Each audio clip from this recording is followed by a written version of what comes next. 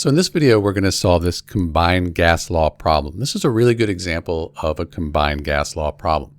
So when you read the problem, the first thing you see, you have a balloon. It has a volume here, but then it has a new volume. So we've had a change in the conditions. Something's changed here, and that tells you you're going to use this combined gas law. This is V1 and V2, like you see in the equation. So combined gas law. We have a volume, that's in liters, and then we have STP. This stands for standard temperature and pressure, something you can memorize.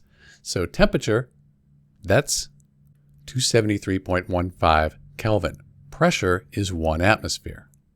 And then we have a new temperature, but we have Kelvin here and Celsius here. So with the combined gas law or the ideal gas law, you want to work in Kelvin. So we're going to add 273.15 here to convert this to Celsius.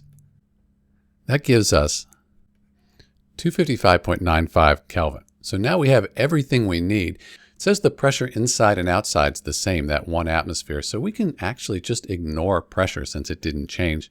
And we'll just use V1 over T1 equals V2 over T2. Let's plug those numbers in. So since we want to get V2 by itself, let's multiply both sides by this 255.95 K. That way this cancels out. Now we have V2 by itself. Kelvin on top and on the bottom, that cancels out, and we're left with liters. That's what we're looking for, so we know we set it up right. So we multiply the top, get that number, divide by the bottom here, the denominator, that'll give us V2. We end up with 3.3 liters. We have that 1.0, so we can only have the 2 significant digits here. So that's it. It's another example of the combined gas law. This is Dr. B. Thanks for watching.